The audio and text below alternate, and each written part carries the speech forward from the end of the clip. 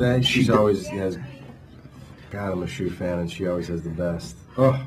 We actually spent a whole bunch of time her discussing how much of a fan of Star Trek she is. I know, and this is something that I just learned like yesterday, so I'm late to the game. Well, I was discussing with her about the fact that maybe you have a little juice with the franchise and can hook her up with maybe a minor part. A minor part for Rosario Dawson. Yeah, I'll see if I can pull some straight. She's like, I'll play a Klingon.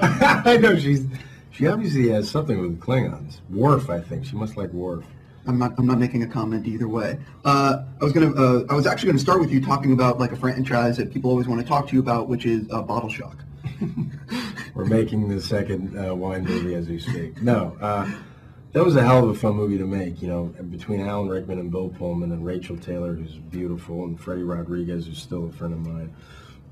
That was another dream. You know, as a young actor, all you want to do is work with the people that you respect and you've watched for years, and I've had a great string of that. It's just been fantastic. I know you just turned 30. Mm-hmm. You're in a kind of successful franchise that's getting a sequel. You've stepped up. You're with Denzel Washington. You have other stuff cooking right now. What do you buy yourself as a present when you turn 30?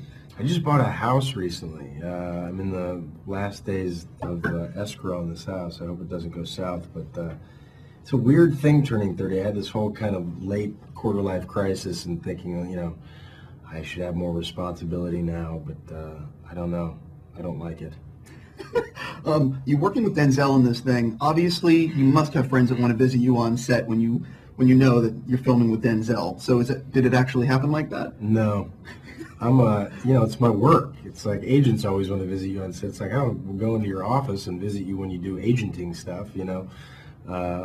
And I need to be on my A game for this. I realized that when I walked on the set, I'd be working with Tony and Denzel, and those are not two men that you want to walk into set and just, you know, screw around with and say, you know, ad-lib or anything. So you just want to be on top of your game, and I just require a bit more concentration than that. But indeed, all my friends were jazzed. Well, what was it like working with Denzel? Obviously, you must have grown up like just loving his work. All of us do. So was it a little bit more intimidating, or I mean, you have a lot of scenes together in the crazy intimidating.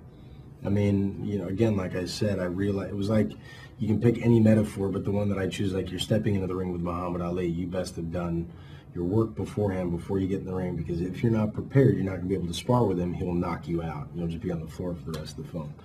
And he's just that good. He's so good. And thank God he's a giving and kind actor that gives so much to his fellow actor.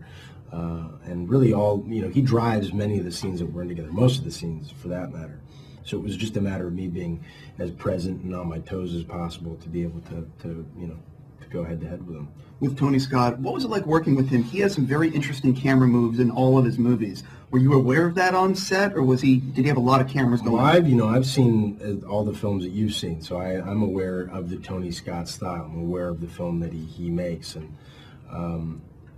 again, so not only with Denzel acting-wise, I was asking Denzel questions about that, or just by virtue of being around him, I was learning a lot. But with Tony, it was similar. You know, I wanted to see how he did it, and he's a kinetic filmmaker.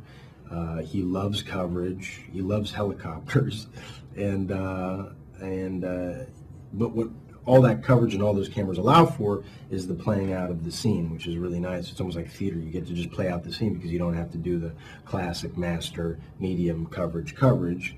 He's got all the cameras going at once, so you can just rail through the scene. I have to ask you, obviously you guys have a release date for Star Trek 2. Has JJ or anybody told you when you guys might start filming? No, all I know is that we shoot next year at some point, and I don't know any of the story details or really anything else or what it's about. I just know that it starts at some point mid next year. As vague as that sounds, that's what I know. And my last question for you: there was rumors that you were going to be with Farragut North with George. I don't think that is indeed the case. I mean, I love that story, and I did the play, and I love Bo's writing, and clearly I'm a huge fan of George. And it's a wonderful story, but I don't think that's happening, no. What about the Alex Kurtzman project? Quite possibly, yes. That is a beautiful script. Alex and Bob wrote a gorgeous script, and I can't wait to tell that story. I hope that works out. Cool. I have to wrap with you. Thank you so much, and good luck with everything. I appreciate it. Thank you very much. I didn't get to work in the How Crazy is McGee on this shoot.